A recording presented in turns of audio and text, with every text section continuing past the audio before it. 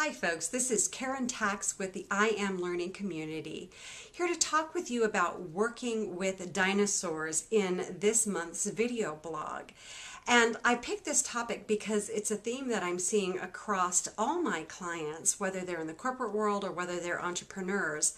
And there's three main categories that I'm seeing this in. So in the corporate world as an employee, people are kind of pointing the finger up, saying things like this environment that I work in squelches creativity, or that the people that I work with see constraints instead of seeing opportunities.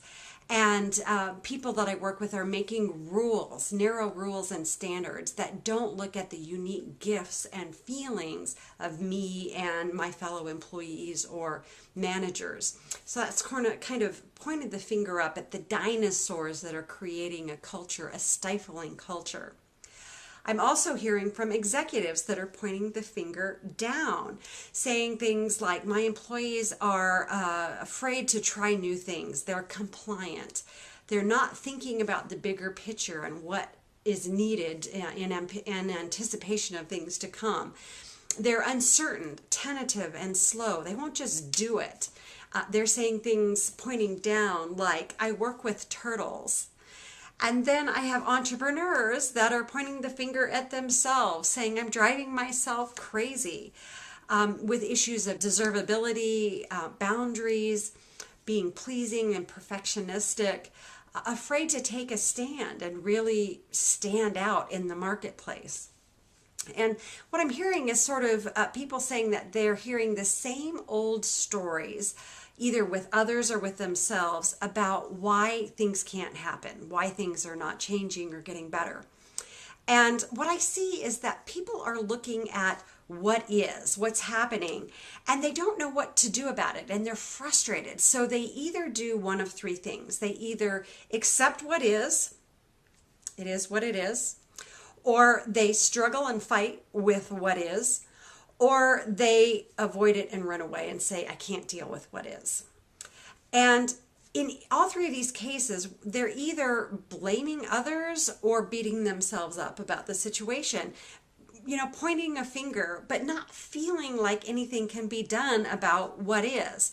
And what I want you to know is that any situation that doesn't allow you to be your best is a situation that you need to do something about.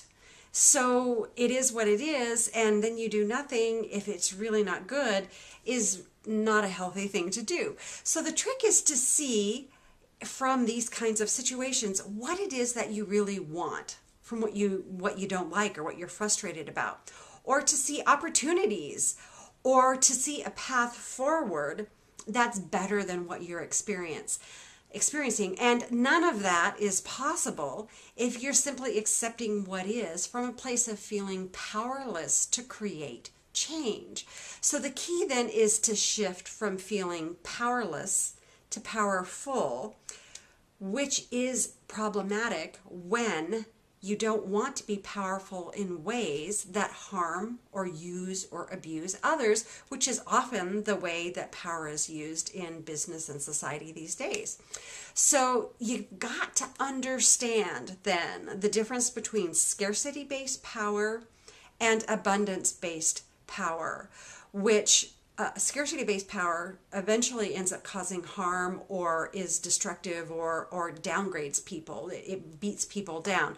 Abundance-based power is collaborative. It builds people up. It creates more from what you've got. So you can be a part of the new way of moving forward and handling what is in a more powerful and productive way that creates soul-nourishing and healthy business environments instead of the opposite. And how it is that you do this is how it is that you handle working with dinosaurs or working with turtles, whatever you call it, in a way that creates something better for both yourself and the people that you're working with. So I have some steps and some suggestions about how to do this outlined below in the blog post for this video blog. I'm very curious about what you think about these steps and how it is that you plan to step out of working with dinosaurs and start flying with eagles. Let's create some change here that works for the good of you and for others. Thanks a lot, and I'll talk with you soon. Bye-bye.